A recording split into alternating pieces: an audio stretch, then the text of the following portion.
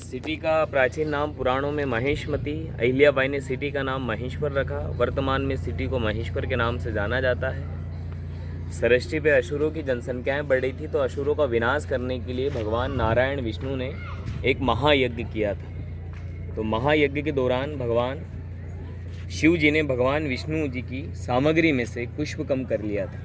तो भगवान विष्णु ने जो था अपना नेत्र वो शिव जी को अर्पण कर दिया। तो शिव जी प्रसन्न और भगवान विष्णु को उन्होंने एक सुदर्शन चक्र दिया था असुरों का विनाश करने की। वही सुदर्शन चक्र ने इस महेशमती नगरी में मानव रूप में अवतार लिया, जो कार्तवीर्य सहस्त्र, जिन्होंने इस नगरी के अंदर 3 लोक के विजेता लंकापति रावण को भी यहाँ 6 महीने तक बंदी बनाकर रखा। वायु पुराण में माता पार्वती के 7 पसंद में से कि महेश्वर रहा है। आदि गुरु शंकराचार्य मंडल मिश्र उनके संवाद भी इस महेशमती नगरी में।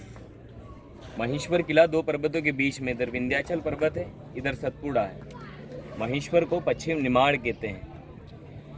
इन दोनों पर्वतों के बीच में एक नदी बहती है, नर्मदा, जो भगवान शिव जी की बेटी है। नर्मदा नदी को शिव जी का वरदान है। इसके किनारे कोई संत महात्मा, ऋषि मुनि, विद्वान या असुर आकर तप करते हैं तो नर्मदा के तट पर भगवान शिव जल्दी प्रकट होते हैं। तो ये बड़े बड़े संत महात्मा, ऋषि मुनि, विद्वानों की तपोस्थली भी रह चुकी है।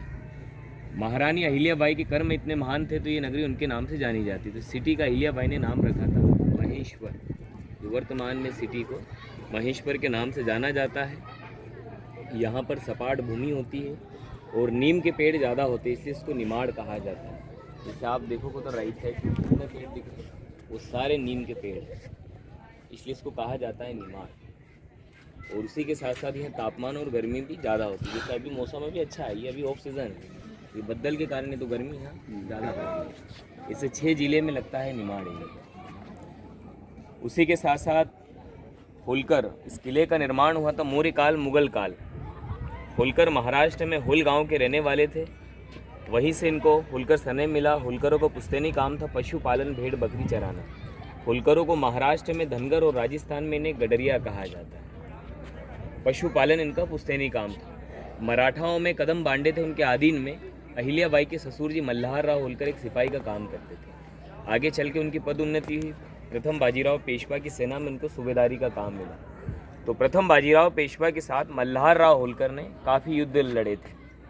तो पेशवाओं ने गुजरात के 4 जिले, मध्य प्रदेश मालवा के 6 जिले और खानदेश महाराष्ट्र का 1 जिला, ऐसे 11 जिले इनके अधीन में थे। 1728 मल्हार राव होलकर ने अपनी राजधानी की स्थापना इंदौर में की थी, जो यहाँ से 100 किलोमीटर की दूरी पर है। उन्हीं के यहाँ पर एक पुत्र का जन्म हुआ था, खांडे राव होलकर। अब पेशवाओं की राजधानी महाराष्ट्र पूना, होलकरों की राजधानी मध्य प्रदेश इंदौर। इंदौर से जब मल्हार राव होलकर पुना की ओर जा रहे थे तो अहिल्याबाई के गांव में उन्होंने रेस्ट किया, इनका वहाँ पड़ाव दिया इन्होंने। और सुबह के समय जब शिव जी के मंदिर में वो दर्शन करने के लिए गए तो बाल अवस्था में अहिल्याबाई को उन्होंने शिव जी के मंदिर में देखा। शिव जी की पूजा कर रहे थे, गरीबों को खाना खिला रहे थे और साधन से जैसे बच्चे खेलते हैं, जैसे जाकर अहिल्याबाई घुल मिलकर उन बच्चों में खेलने लगी। तो मल्हार राव होलकर की दृष्टि उन्हीं के ऊपर की, तो उन्होंने अपने बेटे के लिए पसंद किया। तो 31 मई 1725 अहिल्याबाई का जन्म है। गांव है चोंडी, तालुका जामशेद, डिस्ट्रिक्ट अहमदनगर। बहू बनकर आई जब तक इंदौर में अहिल्याबाई रहते थे। अब राजा रजवाड़ों की परंपराएं होती। सर थोड़ा सा अपन छाँव में बता दो ताकि आपको धूप भी नहीं लगती। के बाद में उनका अंतिम संस्कार ये नर्मदा के तट पर यहीं पर किया गया था। और उनके पास थी सावली कलर की गाय जिसका नाम था श्यामा। तो रानी अहिल्याबाई ने जैसे अपने प्राण त्यागे तो गाय ने भी अपने प्राण त्यागे। तो गाय का समाधि स्थल और उसके ऊपर ही तुलसी ग्यारह। अच्छा ऐसा है। और ये जो घाट है ये माता अहिल्याबाई ने अपने शासन काल में 2 किलोमीटर में 28 घाटों का निर्माण किया और हर घाट पर ऐसे शिवलिंग की स्थापना की। तो ये समझ लीजिए सेंटर है। 1 किलोमीटर घाट इधर भी है, 1 किलोमीटर इधर भी है। और यहाँ पर फिल्मों की शूटिंग भी बहुत सारी होती है। फिल्मों में से बनारस बताते हैं। Bajirao Mastani, Manikarnika, Ashoka the great, Padman, genius, Tevar, Kalank, दबंग 3। और आज से 50 साल पुरानी फिल्म बनी थी, आपने तो देखी होगी। मेरा जब जन्म भी नहीं हुआ था, फिल्म तो मैंने भी देखी। उस पिक्चर का नाम था मैं तुलसी तेरे आंगन। उसकी शूटिंग भी यहीं पर। अभी समय के अभाव को देखते यहाँ के जो राजा साहब है, अहिल्या माँ साहब का जो एक्स्ट्रा रेसिडेंस उनके परिवार का था वो उन्होंने 5 स्टार होटल में कन्वर्ट कर दिया। तो ये होटल का एक रूम दिखता है वाइट वाला, उधर आगे से दिखेगा थोड़ा, जिसका लगभग एक दिन का चार्ज है 50,000।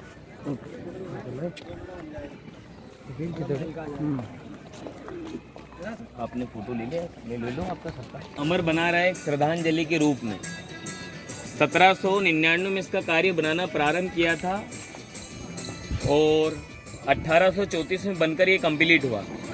इसमें Maratha architecture, Mughal architecture, Rajputana architecture का एक अद्भुत मिलाप है और ब्लैक बेसाल्ट पत्थर से बना है, जो मध्य प्रदेश में पत्थर पाया जाता है, ब्लैक बेसाल्ट। और इसे बनने में 35 साल लगे हैं। ये 200 साल हो चुके हैं, 200 साल पुराना है ये। और हमारे यहाँ पर रानी अहिल्याबाई ने उस समय किसानों के लिए उन्होंने तालाब बनवाए, बावड़ियाँ बनवाई, कुएँ बनवाए, धार्मिक यात्राएं निकलती थी। तो जैसे तालाब उन्होंने बनाया तो यहाँ पर अधिक मात्रा में लोगों ने कॉटन उगा दिया, किसानों ने, क्योंकि नर्मदा का जो पानी आता है। तो अहिल्या माँ साहब ने इतनी मात्रा में कॉटन जब उगा दिया किसानों ने, तो उनके लिए उन्होंने इंडस्ट्री डाल दी थी।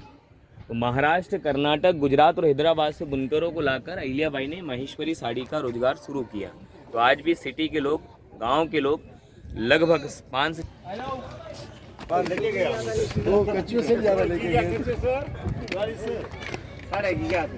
ने पीटा बाबा ने तो पीटा था। इधर से अपन जो जा रहे हैं ना, ये हमारी उल्टी गिनती है। हमारा जो स्टार्ट होता है ना माता जी के राजवाड़े से, वहाँ सीरियल बाय सीरियल। बाकी आपको आपके हिसाब से तो आपको समझ में आ जाए, आसान नहीं थी। इधर से ये नदी का प्रवाह कैसा है? ये पूर्व से पश्चिम की ओर बहती है। पूर्व, पश्चिम, उत्तर, दक्षिण, ये दिशाएं। उल्टी बात दिया।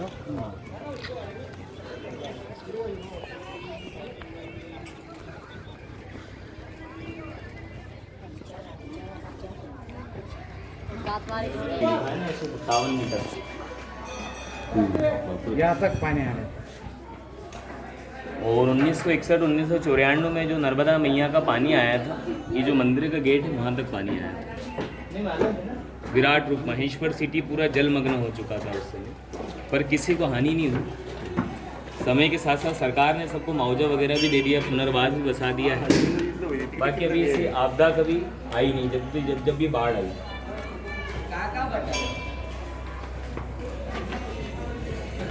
क्षत्रिय मंदिर नहीं है, क्षत्रिय।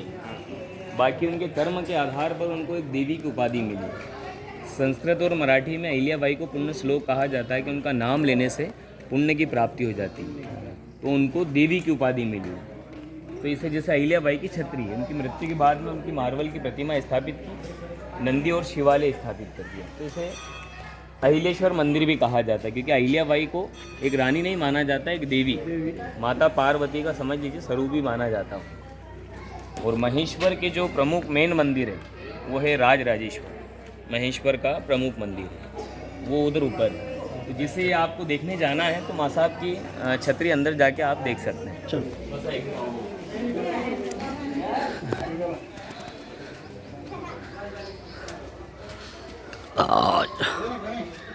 अभी दादा भोसले साहब मंत्री होंगे, कैबिनेट में उनको भी जगह मिली होगी। पहले मंत्री थे, हो जाए मंत्री महाराष्ट्र। अच्छा, शिंदे साहब के समर्थन में। हाँ,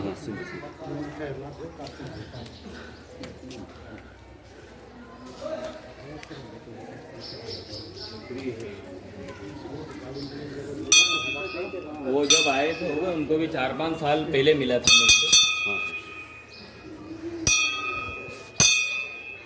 जब शायद भाजपा शिवसेना का गठबंधन था, उसमें मंत्रिमंडल उनको मिला।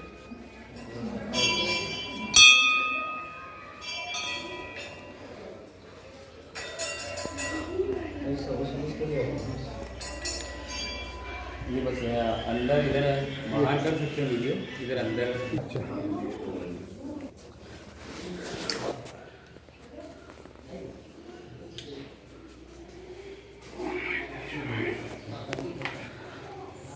फोटो वीडियो लेना मना है, ले लिया है वॉचमैन नहीं। ये दशा अवतार है, मत्स्य, कच्छ, वामम, नरसिंह, राम, परशुराम। और जब कलयुग की समाप्ति होगी तो कलगी अवतार, ये है सामने कलगी अवतार। ये छत्र है, उसके नीचे घोड़ा है, इसे कलयुग का अवतार बताते हैं, कलगी अवतार। तो ये बड़े बड़े अवतार और ये गेट के ऊपर वो सेम है, छोटे छोटे आकृति में बनाए गए हैं। ये विष्णु के 10 अवतार हैं। ये बताते हैं उत्तर प्रदेश में होंगे ब्राह्मण परिवार में कलगी अवतार।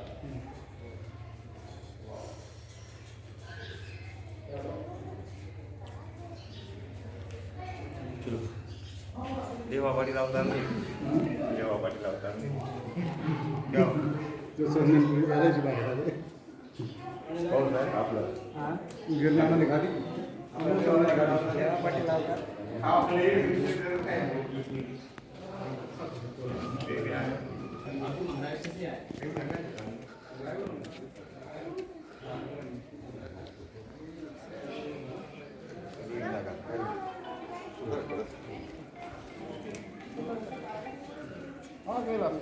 बापू हेलो अरे वो एक हां हां फोन कर लिया अब ये तात्याला ते फोन होत नाही आमदार कुठे घेतात ते आमदार कुठे घेतात ते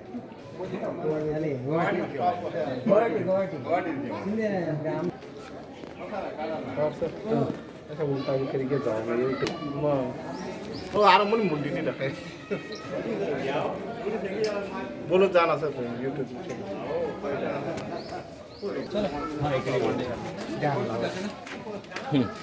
आगे से राइट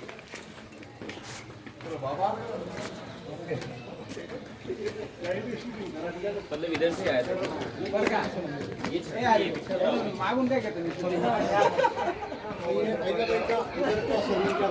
नगर का सिंधे होकर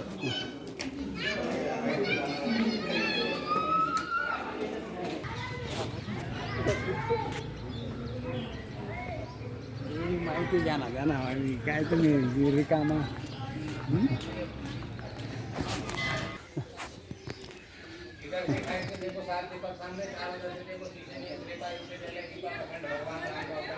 अरे बाप पानी पी लेता भाई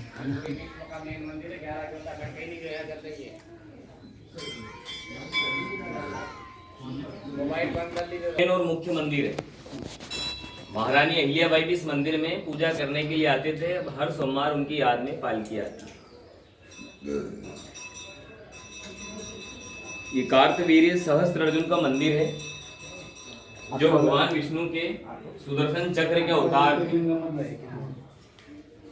जैसे मैंने आपको बताया था कि सृष्टि पे असुरों की जनसंख्याएं बढ़ रही थी, शिव जी ने उनकी सामग्री में से पुष्प कम कर लिया, उन्होंने उनका नेत्र दे दिया, फिर शिव जी ने उनको सुदर्शन चक्र दिया विनाश करने के लिए असुरों का, और वही सुदर्शन चक्र ने इस महिष्मती नगरी में मानव रूप में अवतार लिया। तो ब्रह्मा विष्णु महेश उनके दूसरे अवतार हैं दत्त भगवान। तो दत्त भगवान के सहस्त्र अर्जुन उपासक बने। तो दत्त भगवान ने सहस्त्र अर्जुन को 10 वरदान दिए थे कि आप जिससे युद्ध करोगे आपकी विजय होगी, उसके मन में क्या चल रहा है ये भी जान जाओगे, और जहाँ भी बल का प्रयास करोगे आपके हजारों हाथ की उत्पत्ति हो जाएगी। बाकी सृष्टि के 2 मार्ग, एक धर्म की ओर चलता है, दूसरा अधर्म की ओर। धर्म पे चलोगे तो अजर अमर रहोगे, अधर्म किया तो समय से पहले आपकी समाप्ति हो जाएगी। तो यहाँ से 6 किलोमीटर जलकोटी गांव है। तो जिसे विराट रूप धारण करते थे तो इनके हजारों हाथ की उत्पत्ति हो जाती थी। और सामान्य रूप था इनका राजा राज राजेश्वर, एक जो राजा का भेष होता है उसी भेष सामान्य रूप। तो राजा राज राजेश्वर नर्मदा नदी में यहाँ से 6 किलोमीटर जलक्रीड़ा करने के लिए गए और अपनी हजारों हाथों से, संपूर्ण भुजाओं से उन्होंने नर्मदा नदी को रोक लिया। अब संध्या का समय था। पुष्प विमान से भ्रमण करते करते नर्मदा के तट पर रावण ने एक बालू रेत का शिवलिंग बनाया और अपनी तपस्या प्रारंभ कर दी। तो जिसे सहस्त्र अर्जुन ने नर्मदा नदी का जो जल रोका, वो जल स्तर बढ़ने लगा और रावण की जो सामग्री और जो शिवलिंग बनाया वो टूटकर यहाँ बिखर गया था। तो लंकापति रावण, इस सृष्टि में मेरे से बढ़कर कौन हो सकता है? तो सहस्त्र अर्जुन और रावण। तो सहस्त्र अर्जुन ने रावण को हराकर यहाँ 6 महीने तक बंदी बनाया। और रावण के फिर नाना जी आए, पुलित ऋषि, उनको वापस छोड़ दिया। फिर ये वन में घूमने के लिए गए। जैसे इंदौर जाते हैं तो रास्ते में सिटी आती मानपुर, पर्वत लगता है विंध्याचल पर्वत। तो भगवान परशुराम जी की जन्म स्थली जाना पाओ कुटी। तो ये वन में जब घूमने के लिए गए तो इनके सेना प्रमुख को कहा कि हम थोड़ा रेस्ट करना चाहते हैं, तो थोड़ा खाने पीने का प्रबंध किया जाए। तो ये भगवान परशुराम जी के पिताजी के पास इनके सेना प्रमुख गए और उनको बताया कि महिष्मती से राजा राज राजेश्वर आए। तो उन्होंने कहा कि ये हमारे लिए सौभाग्य की बात है, आए हैं तो उनका स्वागत है, उन्हें जो चीज़ की आवश्यकता है वो हमारे पास मिल जाएगी। तो उनके पास थी कामधेनु गाय। अब इन्होंने जो मांग की वो फटाफट कामधेनु गाय से उत्पन्न होती गई। तो इनके मन में लालच आया कि मैं महिष्मती का राजा, मेरे राजमहल में भी इतनी मुझे सुविधाएं व्यवस्था नहीं मिलती जितनी साधारण से ऋषि ने मेरे लिए सब यहाँ उपलब्ध करवा दी। तो इनके मन में लालच आया और पता लगाया कि कामधेनु गाय, तो इन्होंने मांग कर दी कि कामधेनु गाय आप मुझे दे दीजिए। तो उन्होंने कहा कि हे राजन, मैं एक ऋषि हूँ, मैं इसका सदुपयोग करता हूँ, आप चंद्रवंशी राजा क्षत्रिय हो, इसका दुरुपयोग करोगे मैं आपको नहीं दे सकता हूँ। उन्होंने मना कर दिया। तो भगवान सहस्त्र अर्जुन ने भगवान परशुराम जी के पिताजी का वध कर दिया और उनसे कामधेनु गाय लिया है। तो भगवान परशुराम जी ने प्रण लिया कि सृष्टि और मैं क्षत्रियों का सर्वनाश करूंगा।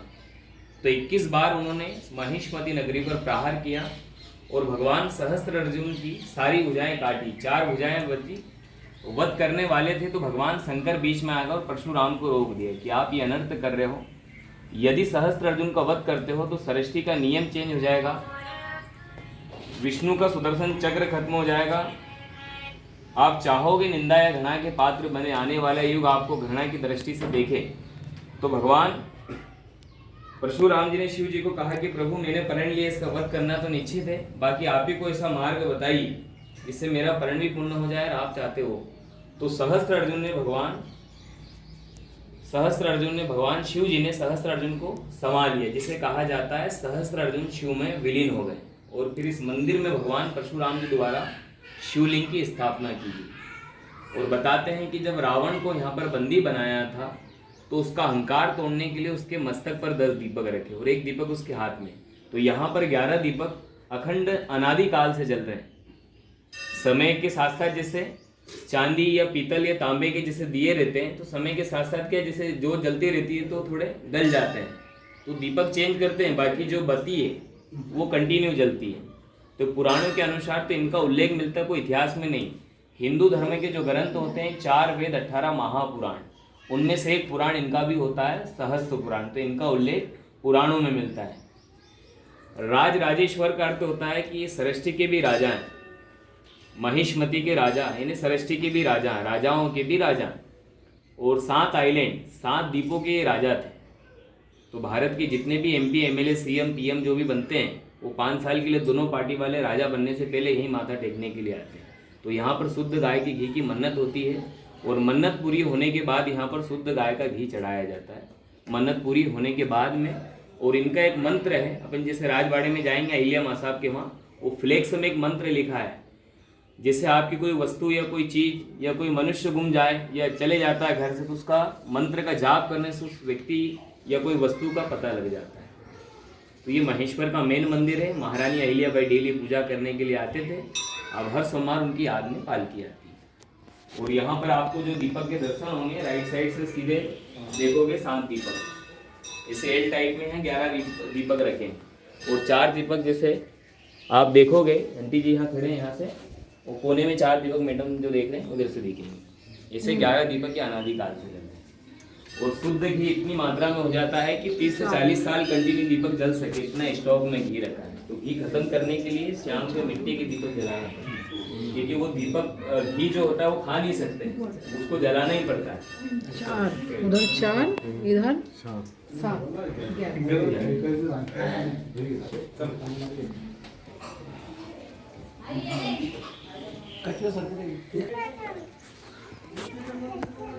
येना भने गरम होतं का येना जास्त गरम होतं है वो नर्मदा नदी के मात्र दर्शन से ही हो जाता है। सृष्टि पे जब ऋषि मुनि तपस्या कर रहे थे तो देवताओं ने उनको डिस्टर्ब कर दिया था। तो देवता ब्रह्मा विष्णु महेश ब्रह्मदेव के पास गए, प्रभु हमें पापों से मुक्ति चाहिए। तो उन्होंने कहा कि जैसा आपने किया वैसा भुगतिए। विष्णु जी के पास गए देवता, वहाँ भी वही रिपीट जवाब। भगवान शंकर जो बैठे थे तप पर, तो भगवान देवताओं ने सोचा कि हम पहले ऋषियों से शरापित और शिव जी को डिस्टर्ब किया, इनका नेत्र खुलना तो सृष्टि से अपन भस्म हो जाएंगे। तो देवता लौट आए। तो बाकी भगवान शिव समझ गए कि देवता मेरे पास आए अपनी पापों की मुक्ति के लिए। तो भगवान शंकर के पसीने से मस्तक से बूंद आई कंठ तक और भूमि पर गिरी, जिसने कन्या का रूप धारण किया। तो नर से उत्पत्ति मादा के इसलिए इसको कहा जाता है नर्मदा। ये भगवान शिव से इनकी उत्पत्ति हुई, गंगा उनकी जटाओं में से निकली। मनुष्य जीवित रहे तो राम का नाम लेता है और मरने के बाद कहा जाता है राम राम सत्य है। तो भगवान राम ने जब रावण का वध किया था तो ब्रह्मदेव हत्या के दोषी थे। तो राम जी ने शिव की आराधना की और शिव जी ने मार्ग बताया कि आप नर्मदा में स्नान कीजिए जब आप पापों से मुक्त होंगे। तो नर्मदा का संस्कृत में नाम रेवा भी आता है, ये राम जी ने रखा है। सर आप ऊपर राजवाड़ा देखते हुए आए थे क्या?